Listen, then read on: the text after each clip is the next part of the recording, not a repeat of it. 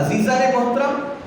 اللہ تعالیٰ نے فرمایا شہر رمضان الذی انزل فیہ القرآن،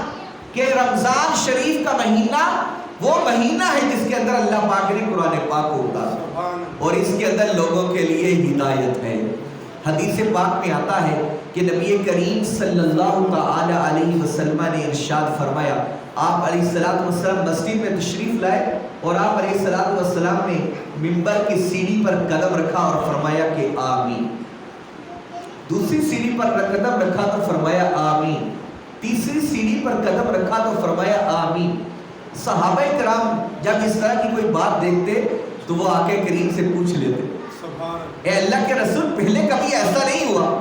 آپ جب منبر پر تشریف فرما ہوتے تو کبھی ایسا نہیں کہتے، آج ہم نے خلاف معمول یہ کام دیکھا کہ آپ نے سیڑھی پر قدم رکھا ہے تو آپ نے فرمایا آمین، پھر دوسری پہ رکھا تو پھر آپ نے فرمایا آمین، تیسری سیڑھی پر قدم رکھا تو آپ نے فرمایا آمین۔ اے اللہ کے رسول اس میں کیا حکمت ہے؟ تو نبی کریم علیہ السلام نے اپنے دیوانوں سے، اپنے جانثاروں سے فرمایا کہ راغم انف فلانی، کہ وہ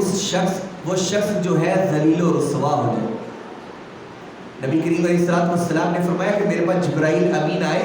اور انہوں نے آ کر مجھے کہا کہ راغم انف فلان، راغم انفہ یعنی وہ شخص کی ناک جو ہے خاک آلود ہو، ذلیل و رسوا ہو جائے۔ کون شخص؟ من لم یصلی علیہ، من لم یصلی علیہ، جو آپ پر درود شریف، آپ کا نام ذکر کیا جائے، من ذکرت عنہ فلم یصلی علیہ رغم انفہ، یعنی کہ جس کے سامنے میرا ذکر ہو اور وہ مجھ پر درود پاک نہ پڑھے تو وہ ذلیل و رسوا ہو جائے۔ کیونکہ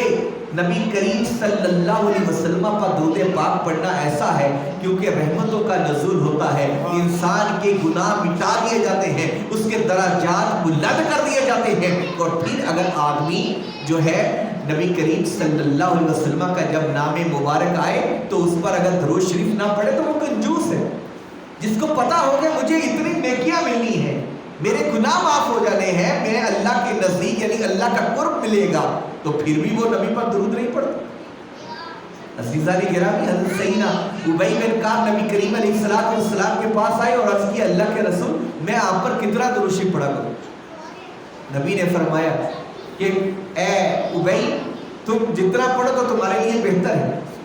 تو حضرت ابی عرض کرتے ہیں اللہ کے رسول اگر ایک دن کا حصہ پڑھو، تو آپ نے فرمایا کہ ابی اگر اور زیادہ کرو تو تمہارے لیے اور زیادہ بہتر ہوگا۔ حضرت ابی عرض کرتے ہیں اللہ کے رسول اگر دن کے 2 حصے پڑھوں، آپ نے فرمایا ابی اگر اس سے بھی زیادہ کرو تو اور بہتر ہے۔ حضرت ابی عرض کرتے ہیں اللہ کے رسول پھر میں اگر دن کا پورا حصہ آپ پر درود پاک پڑھوں، تو نبی کریم علیہ السلام نے فرمایا اذن تقضی حوائجک، پھر اللہ تعالیٰ تیری حاجتوں کو پورا فرما دے گا، تو تقضی ہمک و غمک، اللہ تعالیٰ تیری پریشانیوں کو دور فرما دے گا، تیرے غموں کو دور فرما دے گا۔ یہ درود پاک کی فضیلت ہے، درود پاک کی برکات ہیں۔ نبی کریم علیہ السلام نے اسی لیے فرمایا کہ میں نے فرمایا جب جبریل نے کہا کہ وہ شخص ذلیل و رسوا ہو جائے جو درود شریف پڑھ کے آپ اللہ کی بارگاہ سے رحمتیں نہ سمیٹ لے، وہ شخص ذلیل و رسوا ہو جائے، تو میں نے کہا کہ آمین۔ پھر نبی کریم علیہ السلام نے فرمایا جب میں نے دوسری سیڑھی پر قدم رکھا تو جبریل نے مجھ سے کہا کہ من وجد والدیہ، جس نے اپنے والدین کو پایا، فی حیاتہ، اپنی زندگی میں، احدہما و کلاہما، دونوں کو یا ایک کو، فلم یدخل بسببہ فی الجنہ، تو وہ شخص بھی ذلیل و رسوا ہو جائے جو اپنے ماں باپ کی خدمت کر کے جنت حاصل نہ کر لے، جو اپنے ماں باپ کی خدمت کر کے اللہ کی جنت نہ پالے، وہ شخص بھی ذلیل و رسوا ہو جائے۔ تو آپ نے فرمایا آمین۔ آمین کا معنی ہوتا ہے استجب، بیمانہ استجب ہے اللہ قبول فرما۔ عزیزان محترم، والدین جو ہیں ہمارے لیے بخشش کا ذریعہ ہے۔ نبی کریم علیہ السلام نے فرمایا الاب ہوا باب الجنہ، باپ جو ہے وہ جنت کا دروازہ ہے۔ باپ کون ہے؟ جنت کا دروازہ ہے۔ اور ماں کے لیے آپ نے فرمایا الام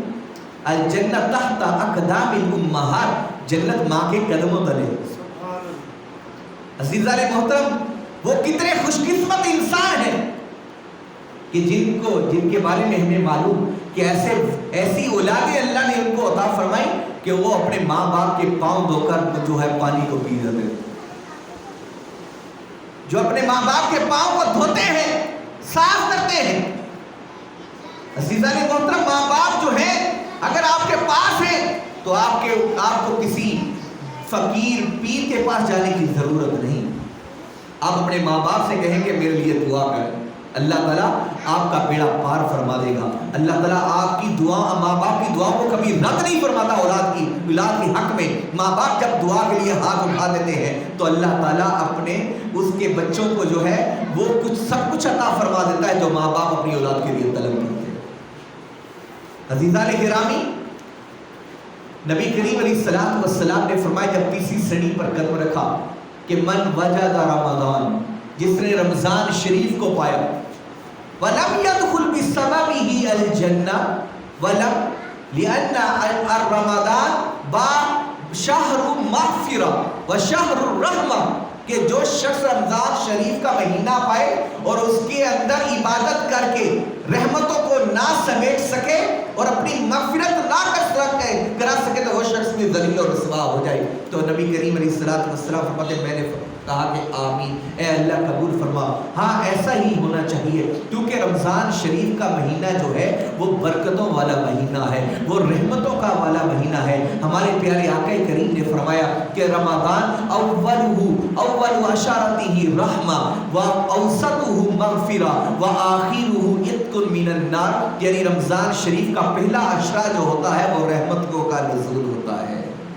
اللہ تعالیٰ رمضان شریف کے پہلے عشرے میں لوگوں پر اپنی رحمت کے دروازے کھول دیتا ہے، اپنی رحمت نازل فرماتا ہے۔ اور جو درمیانہ عشرہ ہوتا ہے 11 سے لے کر 20 تک، اس عشرے کے اندر اللہ تعالیٰ لوگوں کو بخشش فرما دیتا ہے، لوگوں کے گناہوں کو معاف فرما دیتا ہے۔ اور آخری عشرہ جو ہے وہ جہنم سے آزادی کا ہے۔ اس ہفتے کے اندر، اس عشرے کے اندر اللہ تعالیٰ جہنم سے لوگوں کو آزاد فرما دیتا ہے۔ عزیزان گرامی، یہ مبارک مہینہ ان قریب ہمارے درمیان طلوع ہونے والا ہے، ہمارے پاس آنے والا ہے۔ ہمیں اس کا احترام کرنا ہوگا، ہمیں اس کے روزے بھی رکھنے ہیں اور اس کے اندر عبادتیں کرنی ہیں، کیونکہ نبی کریم علیہ السلام فرماتے رمضان ایسا مہینہ ہے کہ جس کے دن کے اندر آدمی روزہ رکھتا ہے اور راتوں میں قرآن پاک سنتا ہے تراویح کے اندر، اللہ تعالیٰ اس کی مغفرت فرما دیتا ہے۔ حدیث پاک میں آتا ہے کہ نبی کریم علیہ السلام نے صحابہ سے فرمایا من تستقبلون ماذا تستقبلون من یستقبلکم وماذا تستقبلون، تم کس کا ویٹ کر رہے ہو، کس کا انتظار کر رہے ہو، کس کا استقبال کر رہے ہو، اور کون تمہارا استقبال کر رہا ہے۔ صحابہ کرام کو سمجھ نہیں آیا، انہوں نے عرض کیا اللہ کے رسول کیا کوئی وحی نازل ہونے والی ہے یا کوئی واقعہ رونما ہونے والا ہے جو آپ یہ فرما رہے ہیں کہ کون استقبال کر رہا ہے یا کون تمہارا استقبال کر رہا ہے، تم کس کا استقبال کر رہے ہو؟ نبی کریم علیہ السلام نے فرمایا کہ سیاتی رمضان شریف آنے والا ہے، سیطلع علیکم رمضان شریف تم پر طلوع ہونے والا ہے، وَأَنَّ اللَّهَ يَنْظُرُ بِالنَّظَرِ الرَّحْمَةِ، اللہ تعالیٰ جو ہے اپنے بندوں کی طرف رمضان شریف کی پہلی رات رحمت کی نظر سے دیکھتا ہے اور سب کی مغفرت فرما دیتا ہے، سب کی مغفرت فرما دیتا ہے۔ کیونکہ رمضان شریف تو اللہ تعالیٰ نے ہمارے لیے بہانہ بنایا ہے، بہانہ بنایا ہے کہ اگر ہم نے پورا سال اگر کوئی کوتاہیاں کی ہیں، اللہ کی نافرمانی ہوئی ہے،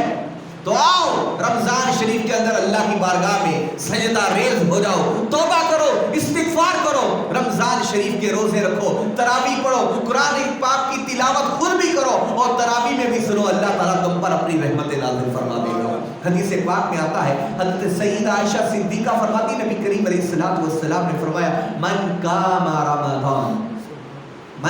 رمضان یعنی جس نے رمضان شریف کے اندر جو ہے عبادت کی، من قام رمضان ایمانا واحتسابا کہ جو ہے اس کی پورے طریقے سے خیال رکھتے ہوئے اس کے دن کو روزہ رکھا، اس کی راتوں میں قیام کر کے اس نے قرآن پاک کو سنا، قرآن پاک کی تلاوت کی، ایمانا واحتسابا غفر لہ، اللہ تعالیٰ اس کی مغفرت فرما دیتا ہے، ما تقدم من ذنبہ، جو اس کے پچھلے گناہ ہو چکے ہیں، اس کے پچھلے گناہوں کو معاف فرما دیتا ہے۔